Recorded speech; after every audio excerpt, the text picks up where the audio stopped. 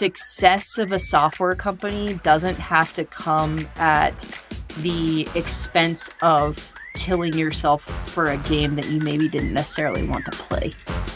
You don't have to get VC funding to have a meaningful software company. This isn't your average revenue podcast. It's Ashley and Katrina's Infinite Revenue Playlist, powered by Comsor. And it's your new work bestie. Through conversations with other women in the revenue space, Ashley and Katrina get candid about their unique experiences, help women tackle challenges in the workplace, and uncover ways to grow as revenue pros. Maybe you'll learn a little, cry a little, laugh a little, have an epiphany, or at the very least, get a killer playlist to listen to while you work. Being a woman in this industry is wild. Let's talk about it.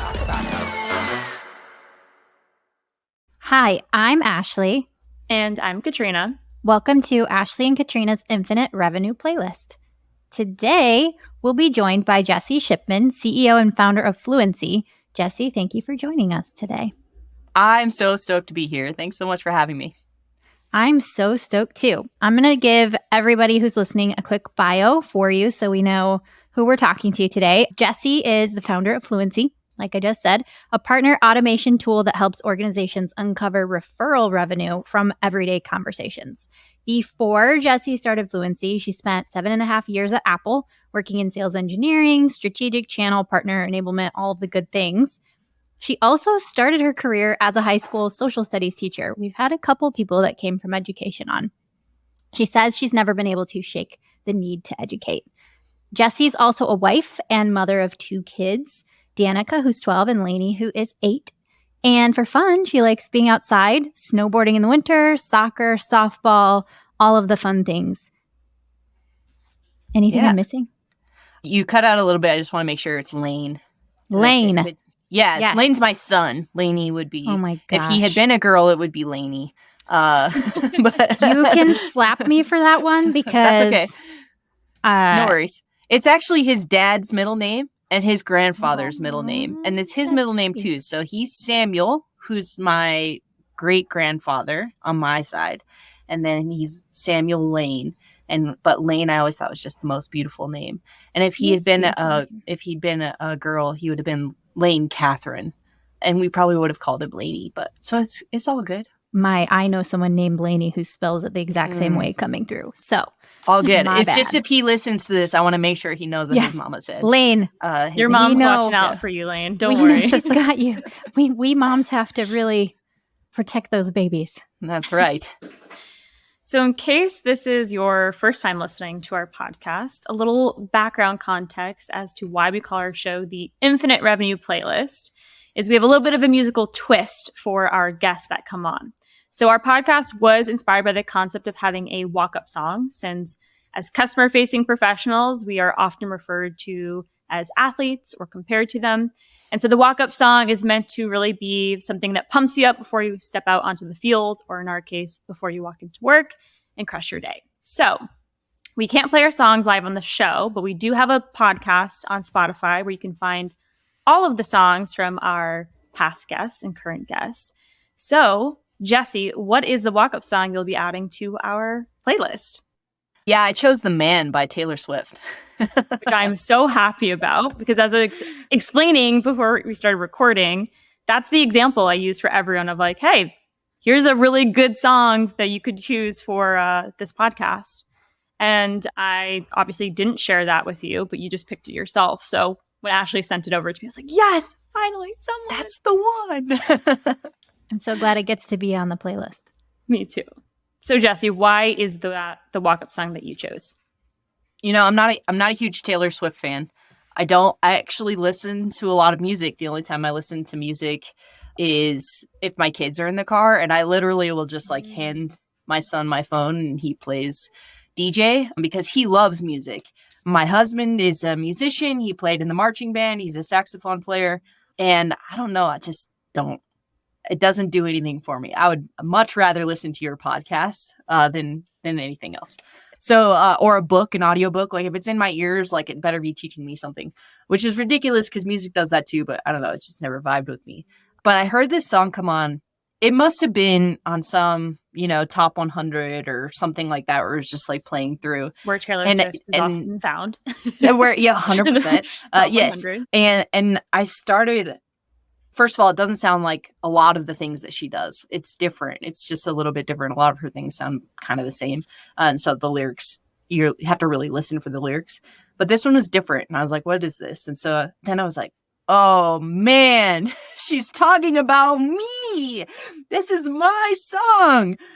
Things like, I'm so sick of running as fast as I can, wondering if I'd get there quicker if I was a man.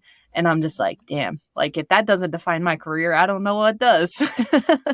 So many of us. Also, that is actually the lyric that we had pulled up just in case you didn't have one, because that was exactly what we were thinking too. So yeah, I feel like, I don't know how deep you want to go into this, but this is like a really philosophical song for me. But, I started my career as a teacher. And honestly, like women in teaching, that's actually pretty even, right? Like there's not a lot of, except for maybe administration, right? Like sometimes there seems to be an imbalance in leadership, although not as much as a lot of other, particularly tech, right? But I got out of teaching and then into IT, which is heavily male dominated. And then from IT into tech, which is then, just as bad, if not worse. And, what I noticed was like, I'm like a very dedicated worker. Like if you have my loyalty, like I'm all in, like I'm 110%. I want to see everything around me and the projects that I'm working on succeed. I hate failing, but that never seemed to get me as far as when my male colleagues would fail at things. I don't know if this is an explicit, can I use you can bad say words? whatever you want. We've had a lot of people drop the F Awesome. word, it's whatever you'd like to say. Yeah, I watched a lot of my male colleagues over the years really fuck up, move up, or like not show up to the job or be half in, and always seem to find their way into positions above me. And I was like, it didn't, at first I thought it was like, okay, I just need to work harder. Like I need to do more things. I need to find my way up the ladder. Like I'm going to hang on to the ladder with like the next rung of the ladder with like one finger. And maybe I'll get 2 next year. Right. And I'm going to do all that. I'm going to say yes to everything. Yes to this, yes to this, yes to this. If it's asked of me, I'm going to do it because I thought that's how I could move up. And I'm super ambitious. I'm really ambitious. And that never did anything for me. I ended my 7-year career at Apple in the exact same place that I started it, despite having actually moved in a positive direction. And truthfully, like I loved my work until I didn't. Yeah. And I loved my work until I got put on a team with there were like a couple of them that were really, it was a struggle for me to be like, this is not fair. Like, it's just so obviously unfair. Yeah. I mean, it was just a really hard thing to be on. So all of that from a lyric, but yes, like it was just it resonated a lot with me in my career in tech. I think a lot of women listening, I think both your song choice and that story will resonate with them. And fun fact about that song, when I first became an account executive, for a good portion of time, I was the only woman account executive globally on that team. And I actually used to listen to that song every single day walking to work. Every single day. It was my pump up song. It's kind of my wake up song. It's so pumpy. Yep. I think it's a good call out too that there are a lot of men that do tend to fail upwards, as they like to say. And it is really frustrating, especially if you feel like you are putting in the effort, you're putting in the work, you prove your value. And then, as you said, you ended your Apple career exactly where you started, despite all that effort.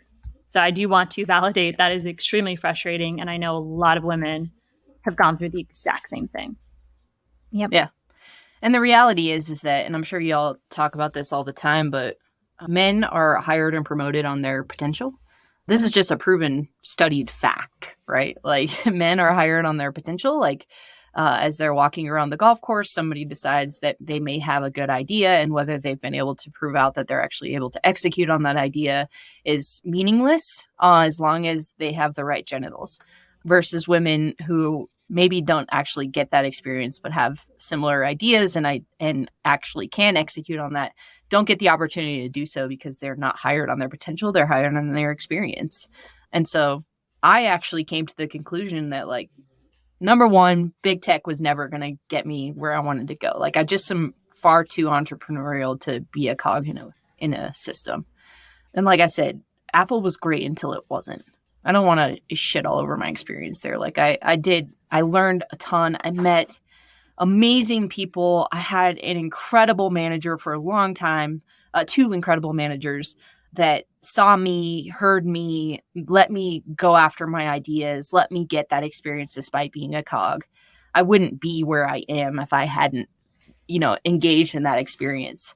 But, when it's bad, it's bad. It's really bad. But like, the only way for women it feels like the only way for women to move up is to get the experience in ways that are informal and then craft the story around those experiences despite not having a title. And I still get that to this day where they're like, well, but have you actually done this? Or like, well, you worked at a big company for so long. Do you really understand startup? And I'm sort of like, this never goes away. It doesn't matter if I have a founder or CEO title, if I've been spending the last year and a half, like, building a company, people still underestimate me.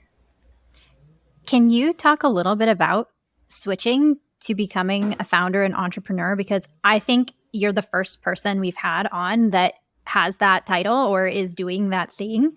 And it's probably something that a lot of our listeners want to do or see themselves doing in the future. And I think you could inspire some of them with your story.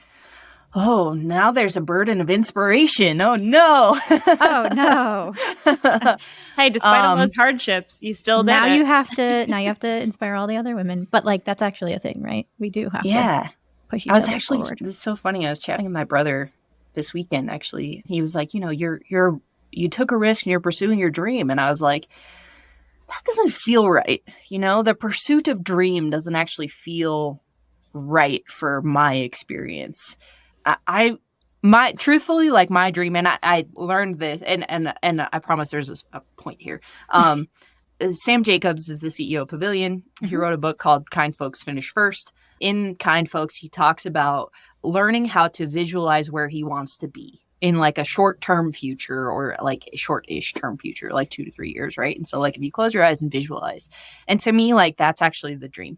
So I don't have dreams of being a billionaire. I don't have, like, I've never owned a business before. I've never started a business before. I actually am really good at workflows. I'm able to see, like, here's where I'm starting, here's where I want to get to, and, like, let's get the straightest path. Like, that's actually what my gift is. But my dream, if my vision of 2 to 3 years is, like, I want to be sitting in my mountain condo working on work that I care about, and then taking the afternoon to go snowboard, or like, that's the vision that's in my head. So it's not like this big, ambitious, like, I need to own a yacht in the south of France. Like, that's not where I'm at. I just really want to be able to go up on a Friday and not have to come home on that same Friday from the mountains. So, like, it's a pretty simple dream. But the reality is that, like, I ran into a problem when I was working in partnerships at Apple that I was like, I literally don't feel like I can continue to do good and meaningful work unless this problem is fixed. And what I want to do for the rest of my life is good and meaningful work. And so that's actually was the impetus of this thing. Well, it was two things, right? So, like, Apple had gone sour for me. Oh, I didn't actually mean to make that a pun. That's hilarious. And it had gone not great. I spent 18 months really, like, hating my work, and which was awful. I want to love my work. I love to work. When it's good, I love it. I love making a meaningful impact in people's lives. I love talking to people and hearing what their problems are and trying to solve for them. I love work. But when work is bad, I don't love it. And that makes life hard. And so, like, I really felt like I couldn't continue to do good and meaningful work in my practice of enablement and partner enablement unless this problem was solved. And so that was actually the kickoff for going after starting my own thing. And really, do you have any follow-up? I feel like I'm rambling. Do you have any, like, follow-up questions on that? Because I could tell the whole story about it. I love it. I about guess you? a question I have for you is like, what did you do for yourself to prepare that jump from going from a corporate role or like a bigger established company to going off on your own and really starting this? Because as Ashley mentioned, I'm sure a lot of other people have cool and interesting ideas or problems they too want to solve, but making that leap from being a cog in the wheel or just an employee to actually having ownership over a company and full decision making can be really scary. Yes. It is very, very scary. So the reality is like the first thing I did was I sought out counsel from people who've done this before and said, number one, I have this idea. Is it dumb? Like, just validate for me that this idea is stupid and I will throw it away and move on with my life and maybe find something else to do at a different company or a different role inside of Apple or whatever that might be. And unfortunately or fortunately, she was like, it's not dumb. It's not a stupid idea. And here's how you should. I actually like talked to a startup advisor. She's like she actually advises companies who have an idea. And she's creating, her name is Cynthia Delaria. She's creating a startup called Precursor that will actually help and automate this process for startup founders to help them get to the you have a shitty idea faster so that they don't spend a ton of money building something that nobody wants. And she's doing this in particular for underrepresented founders who maybe don't have a shit ton of cash to spend creating something that nobody wants. And so I went to her. She has a company called Rika Technologies. That's her consulting business that actually like helps founders do this. And she was super gracious just to offer her time to me for free because I didn't have anything really to give her. And she's still one of my greatest friends to this day. This was 3 years ago. And so, you know, I sought out counsel and then I just read voraciously from the lean startup to the infinite game. Lean startup is like like the book, the Bible on how to get a company off the ground and get to product market fit. And then, you know, the infinite game by Simon Sinek is still one of my favorite books. And so it's just, I read voraciously to figure out like what people did and what they did wrong and tried to avoid those. And the reality is like, it doesn't matter how many podcasts you read or how many books you or podcasts you listen to or books that you read, you still make all the same mistakes. It's like impossible to avoid them. So yeah, I just, and then the other thing is, and I wish that I had done this better, is you better have literally 2 years of finances in the bank so that you can leave and not worry about it, right? Not everybody has that privilege. I was at Apple for 7.5 years, and the way that Apple does RSUs is they accumulate over time. And so I had a pretty solid like payout when I left from my RSUs. I just like sold them all off into the market, which gave us a solid like 6 months of runway, and which isn't enough. It's not even nearly enough, but we were fortunate to be able to find my husband and I were able to find some part-time contract stuff that he could do and part-time contract stuff that I could do that actually stopped the bleeding and allows for me to continue to run the business. You're bringing up a lot of things that I don't think people think about. And I just want to say I appreciate that because becoming an entrepreneur it sounds really sexy. Like, oh, I'm a founder. And it's really cool that you're doing something, maybe not for a dream the way some people said. You know, your brother said you're chasing the dream. Like maybe it's not the dream, but your specific dream. So I appreciate that you're actually talking about the hard stuff. I would like to hear, because you've told me this before, Jessie, about how much harder it is to be a female founder because we want to talk to, I think most of our audience is women. So I know you said that that's a very small pool. So if you have anything to share on that would be awesome. Yeah, for sure. I think it ultimately goes back to the Taylor Swift song, right? Like, there's a pattern match around founders that you went to Stanford or Harvard, you dropped out in your first year because you had some crazy entrepreneurial idea, and you go to Sequoia and you ask for $100 million and they're like, absolutely. They hand you money and then you go waste it. And if you fail, it's fine because everybody, like 95% of people fail. And why don't you just give it another go? For women and founders of color and LGBTQ founders, they don't match the pattern. And so you again have to prove your experience versus your potential. And it's so funny because like, and this is very particularly, I want to qualify this. This is very particular for the VC game. And so we'll talk about two different aspects here that I also think aren't talked about enough. So there is a very specific way that you can build a company through venture capital. And this is the way that if you Google, I want to start a software company, you're going to get every venture capital story, right? What you have to do is you have to come up with a pitch deck. And you have to have a clear idea, and the pitch deck has to have these 10 slides in it. And then you have to tell your story over and over and over again. You're going to have 150 meetings with different VCs before you land one. And then you're going to get this small seed check. And then you hire these people. And then you can start building something. And the reality is in 2010 through 2022, if you were a white guy, you could do that. Just like that. That is the playbook.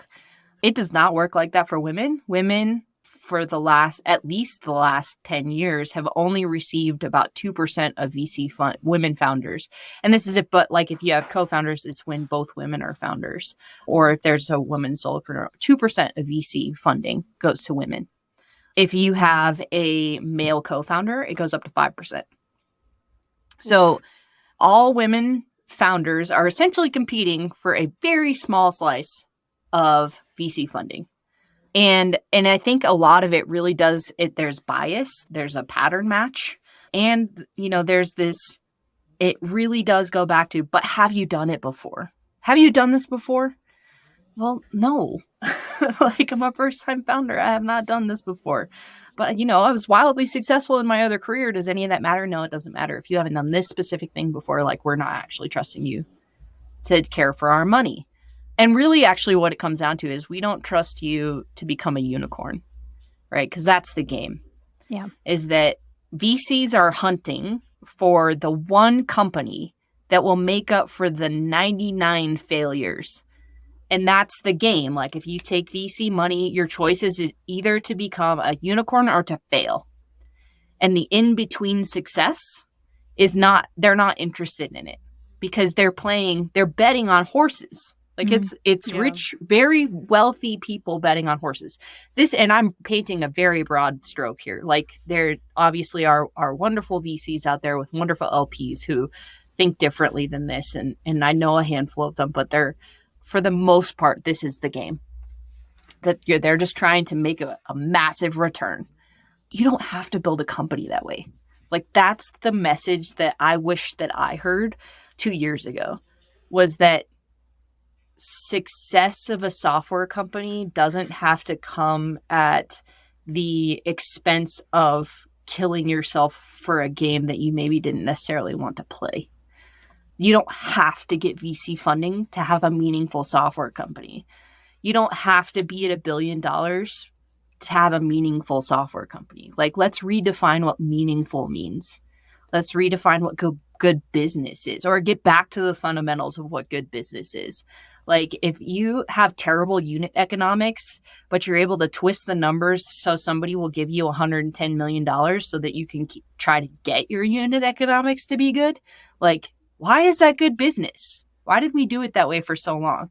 And I think that female founders and founders of color who have learned how to run and execute on no resources are going to be primed to be the next generation of really excellent software companies. We're like, we've been doing this forever. Like every woman founder is like, of course, I've done this with no resources. I built this thing with no resources. Why is this news? But, we're over here kind of like nose to the grindstone, focusing on customers, focusing on customer experience, focusing on building a good business, and not so much worried about like flouting how awesome we are. Maybe we should spend more time doing that. Probably. In general, yes. Going back to, talking about the fact that you said, 2% of VC funding goes to women founders? This is obviously a loaded question, but like, why do you think it's so low? Yeah, I think it really does go back to, if you think about the VC funding as a Vegas game, if you think about VC funding as a slot machine, right? Like you want to hedge your bets at any corner, right? If you think about it as a game of blackjack, like you're trying to find the pattern in the cards so that you bet when the patterns match and then you win big, right?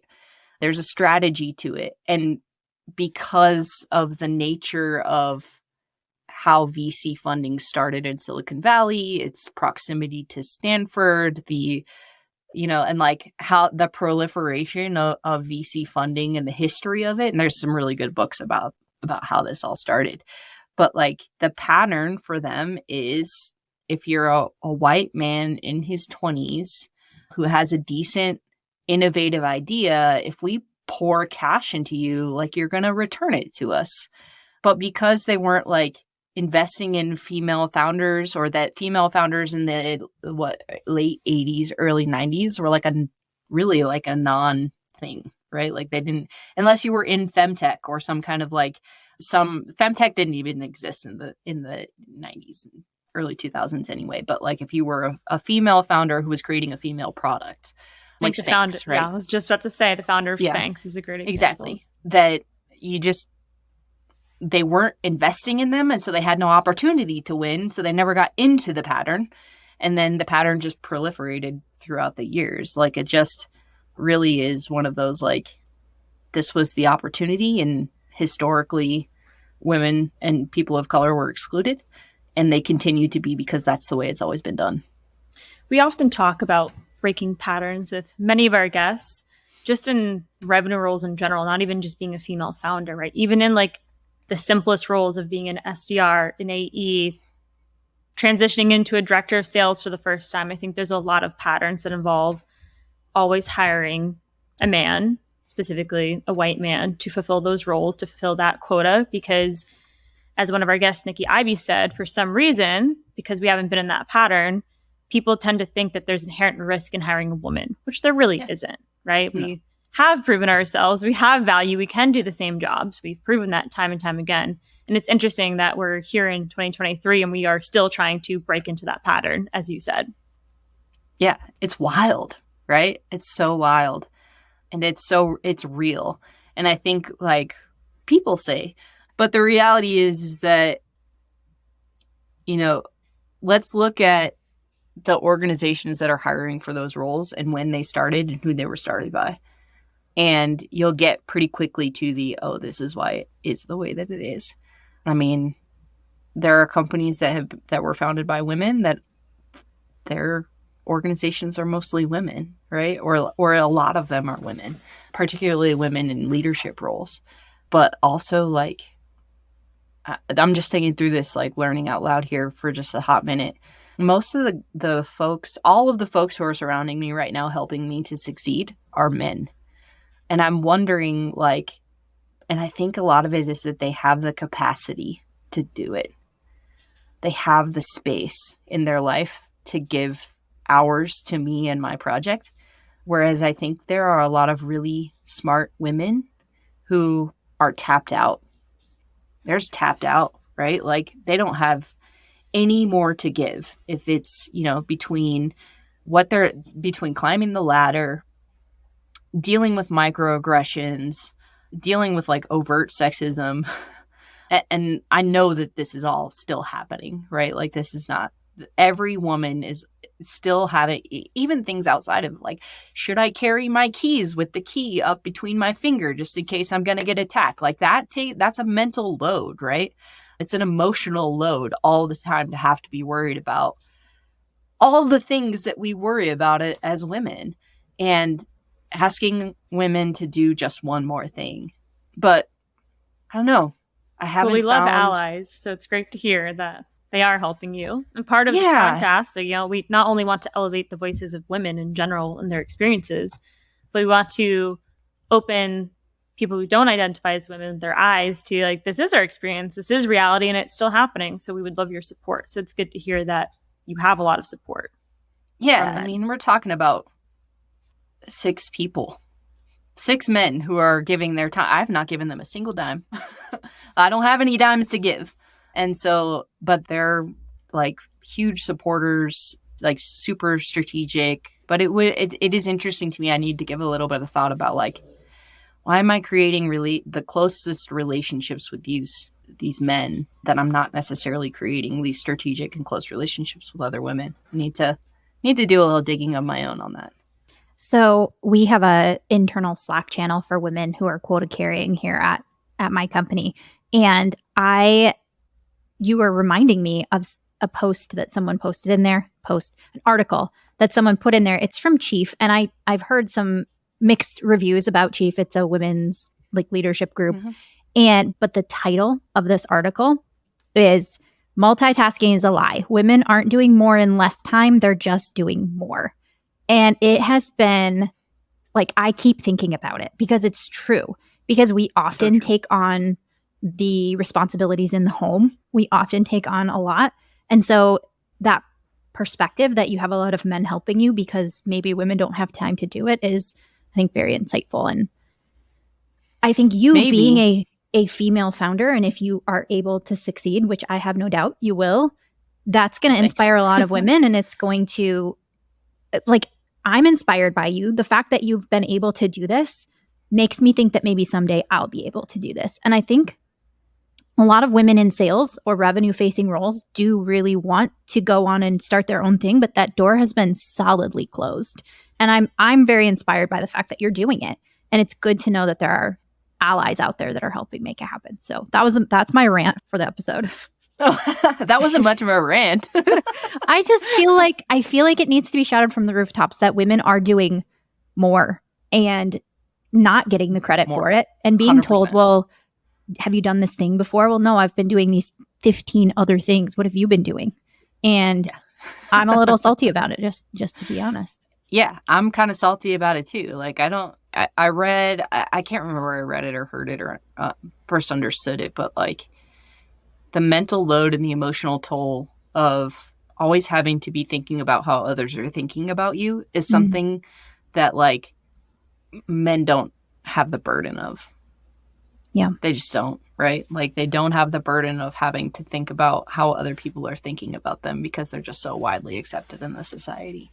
And so like I have started embracing, I was thinking about this morning, but like for those of you who are not watching the YouTube, this is my signature hat. I love this hat. I wear it all the time. She's wearing it backwards for those that I'm are wearing it just backwards. listening. I always wear, that's right. I do my hair from time to time.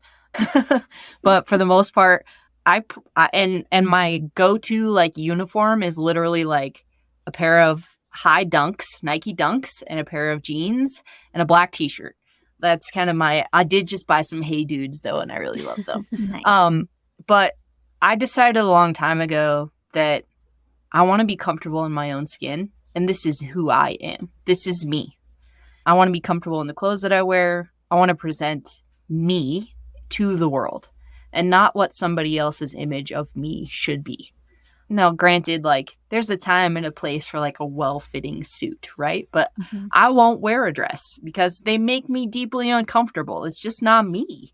So I'll buy a well-tailored suit and I'll wear that, and I look. And so like, how are we defining professionalism? But these are the things that I'm thinking about all the time. Of like, how am I presenting myself? Am I being seen as professional? If I put this out there, will people think that it's some kind of radical feminism?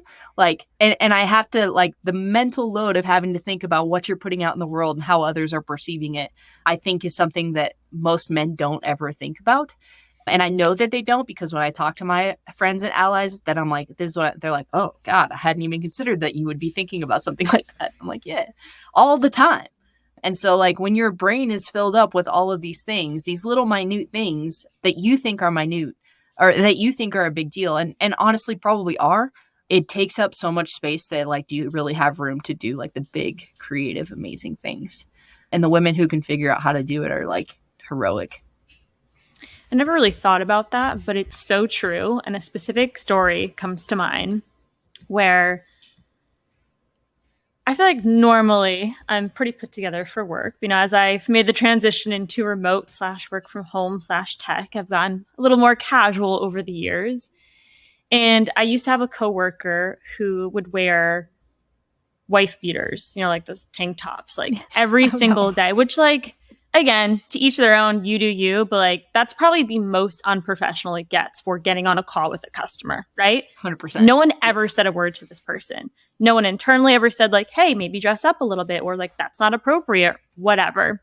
Meanwhile, I don't wear makeup and I wear like a comfy shirt one day and they're like, oh, what happened to you? It looks like you had a rough day. Like, everything okay? And I'm like, I'm just tired and I wanted to wear comfy clothes. Like, why are you guys commenting on my appearance and telling me it's not okay for me to look like this? Yet he's wearing freaking wife beaters and has his like armpits up like this on a call. For those that are not watching, only listening, like arms out. I'm like, are you freaking kidding me right now? So that story came to mind with you talking about that. And now I always think about it. I look in the mirror. Yes, I'm like, do I look that's tired? the point, like, right? Should I put on a nicer shirt? Like, are they going to judge me? So I'm always Is my thinking lighting about okay? it. Like, yes, everything. yes, all the things, right? Because like somebody is going to say something and then I'm going to have to feel a certain way about it, right? And whether that way is like, you know, fuck you, or like, oh my God, right? No matter what, it's eliciting an emotion and a thought that I wouldn't have to have if I wasn't a woman. It's exhausting. I actually, when I was working my last 4 years at Apple, I worked in partnerships. I worked on the enterprise side in partnerships. The first 3 years I worked in K-12 sales.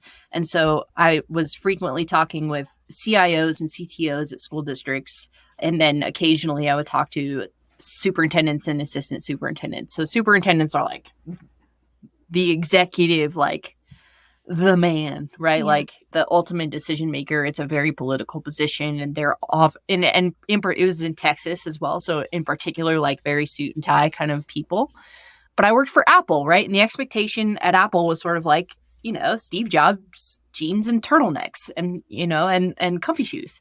But we would do these executive briefings. And the rule of the executive briefings was that you don't wear jeans. Like you got to wear slacks and a shirt and, you know, look professional and presentable.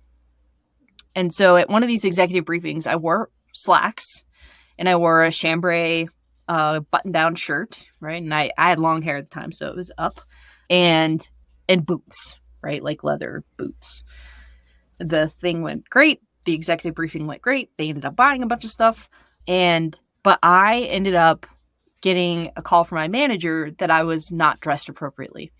Meanwhile, there was a man from another department who was in there wearing jeans and a shirt and no tie, like a collared shirt and no tie, which is very Apple. Like everything about like how we were presenting was very Apple-y. And I ended up having to like talk to HR. What? Can we talk about how the outfit that you were wearing would have been considered the professional outfit for the man equivalent? I had brads. I had like, you know, the little like jean brads. They were on my back pockets. Like I had 2 brads on each of the back pockets. And so they considered them jeans.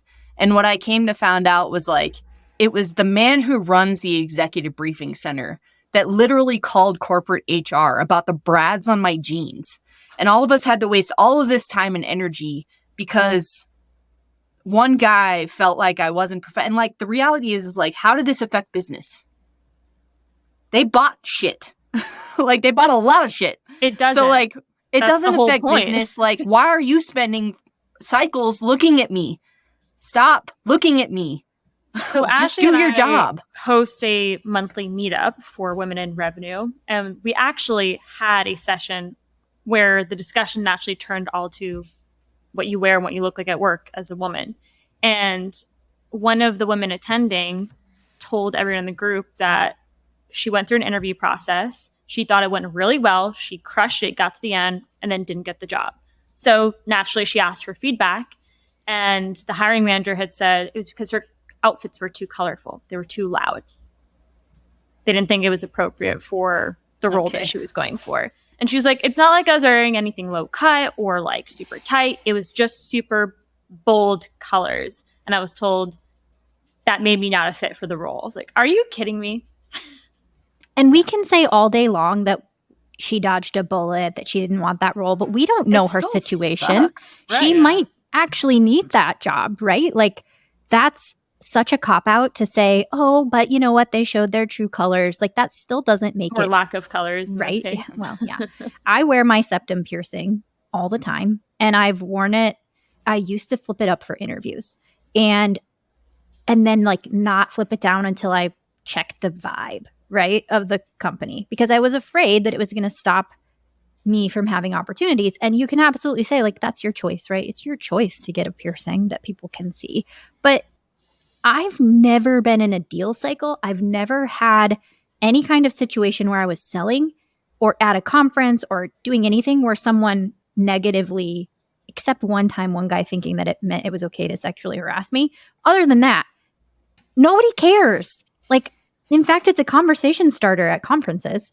So part of that is probably the industry I'm in. Like, it's way more acceptable. But all of that to say, it's not okay to say, well, you know, if you show who you really are, you're going to dodge a bullet and you're not going to work at a company that doesn't care about your values. But it's also, it's just, I think it's a total shame for those companies that are going to miss out on creative people who are different, people 100%. who have something different to bring to the table. Like a tiny little piece of metal is really going to make you, or a little bit of a colorful outfit. The way this woman described what she was wearing to this interview sounded like she just professionally let her personality shine through. She like didn't wore have a pink blazer or something like she that. didn't have tattoos or facial piercings or anything. Like, she just said she liked to be colorful. And that is, anyway, we're running out of time and I'm venting about something I'm very passionate about.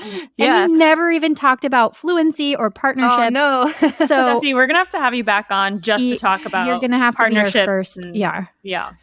I'm happy to come back anytime, and I'll take all the blame for taking it the direction we took it, which is No. totally no, fine. I think we covered so many meaningful topics that needed to be talked about. So it's And I perfect. think women in revenue facing roles, I know myself, are limiting our scope of what we are capable of. And I'll say it again, you can be an entrepreneur, you can start your own company, you can do those things, even if maybe somebody doesn't want to give you the promotion at your current role.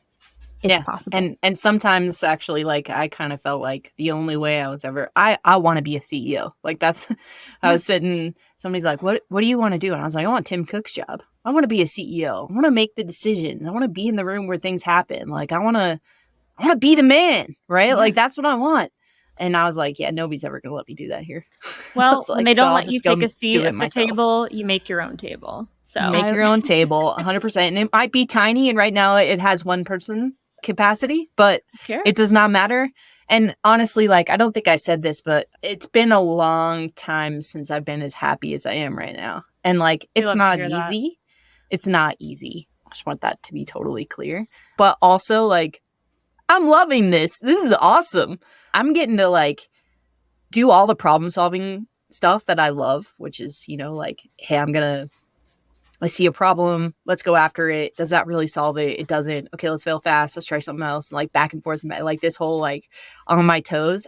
I love that. Love that part of it. And it really just speaks to like me. But also there's just so much freedom. There's so much freedom in working for yourself and working and building your own thing. And then once you get out of if you don't have to be in the VC game, or if you don't want to be in the VC game, but you feel like you have to like maybe re-examine, you know, what's possible in building a business, because it doesn't have to be that way. And I thought that it did for a long time, and I was pretty miserable. But once I decided that I wasn't going to do that anymore, I was like, I took a deep breath and was like, I'm not going to spend a whole bunch of time trying to get people like me anymore. Like, I'm just going to build a really awesome product. I'm going to, you know, find those first couple of customers who really believe in it, want to give it a go, are willing to fail with me because they think it's worth solving. And I found that. And actually, yesterday I just sent out my very first like paid invoice. So hopefully in the next few days, I'll have my very first revenue, which is super cool. It doesn't even come close to covering the operational cost of the business, but I don't care. It's like framing that first dollar, right? And but I'm having a really good time. I'm having a really good time. So worth it. If you can do it, it's worth it. Awesome.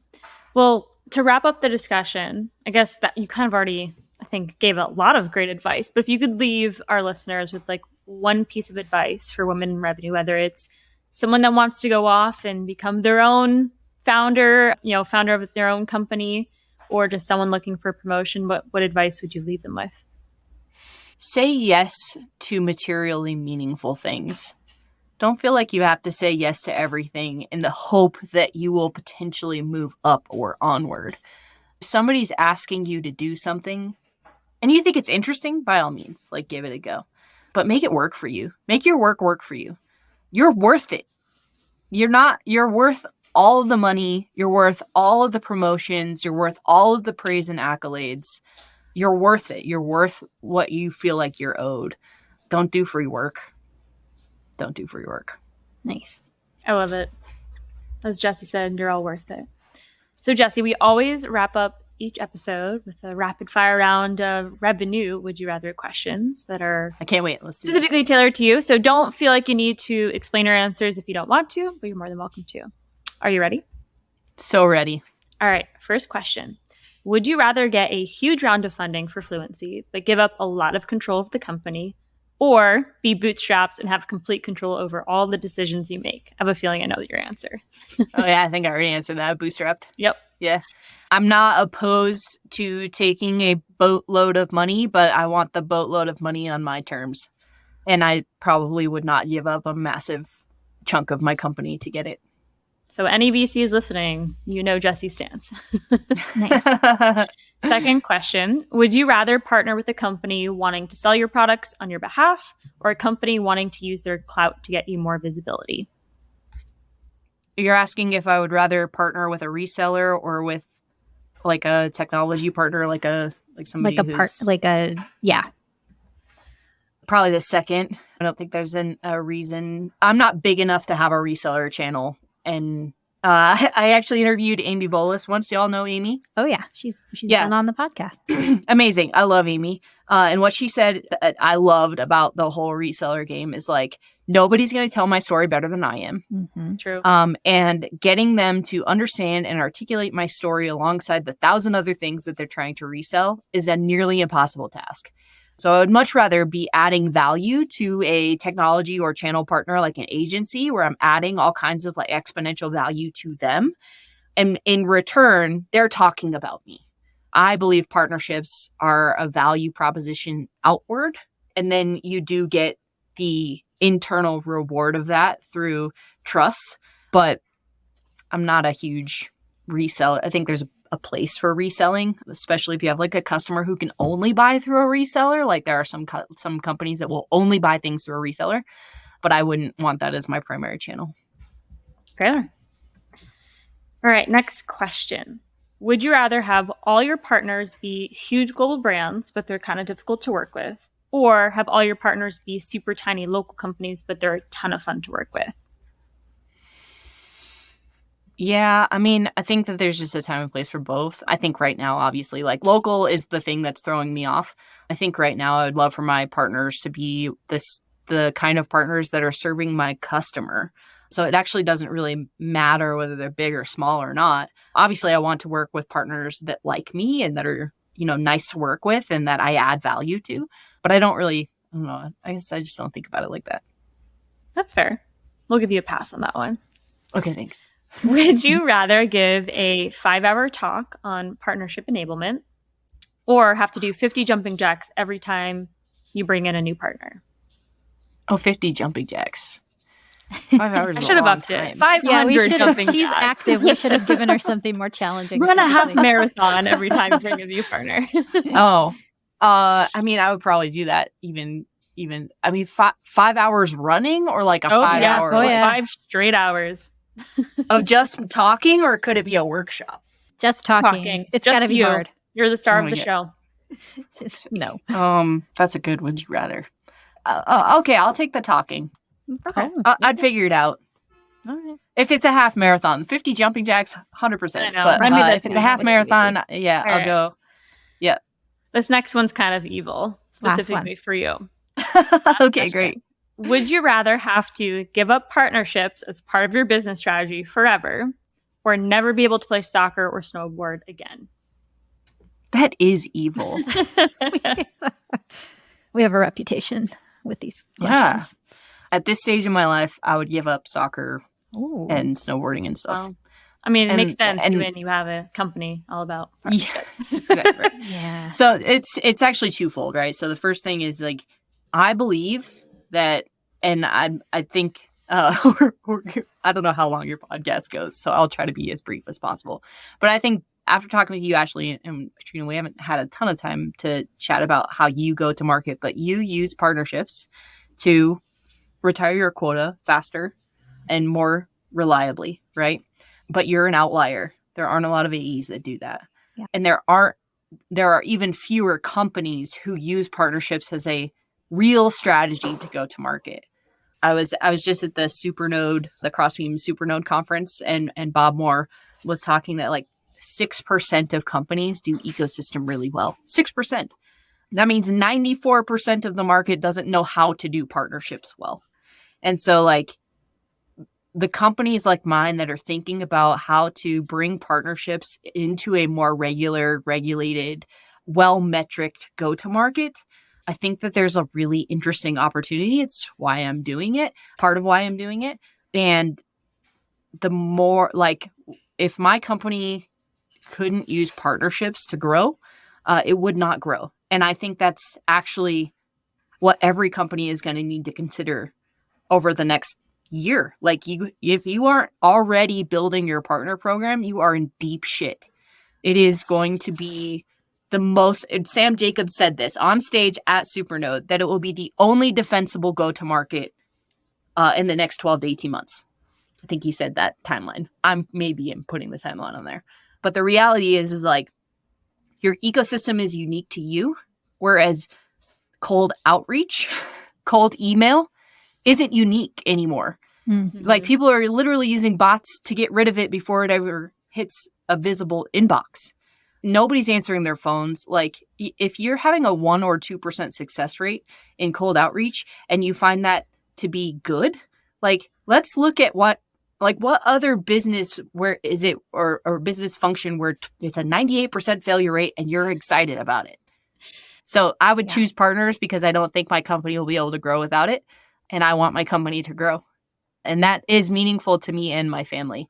So yeah. I'll pick up snowboarding again, later.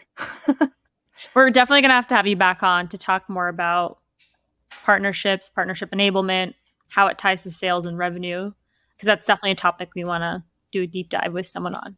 Yeah. Yeah, let's do it. All Happy right. to do it again. So the whole purpose of our podcast is to elevate the voices of women in revenue. And it's really important to talk about things like growth and where people could potentially be. So someone who might think that entrepreneurship isn't an opportunity for them, I hope this podcast, this specific session has been inspiring. So thank you, Jessie. For those listening, you can follow Jessie and her Fluincy journey on LinkedIn as she continues on this journey. You can also catch her on her own podcast, Selling Together, if you're curious about her take on partnerships. And if you'd like to listen to Jessie's song, The Man by Taylor Swift, as well as the walk-up songs of our other guests, you can find our playlist on Spotify by searching for Ashley and Katrina's Infinite Revenue Playlist.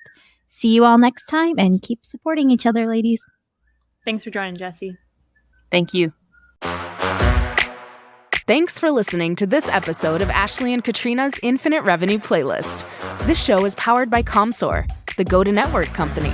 Comsor is the complete suite of tools for teams looking to grow, activate, and engage their networks. If you enjoyed the learnings and banter in this episode, there's more where this came from. Follow Ashley and Katrina's Infinite Revenue Playlist wherever you listen to your favorite podcasts. See you next time.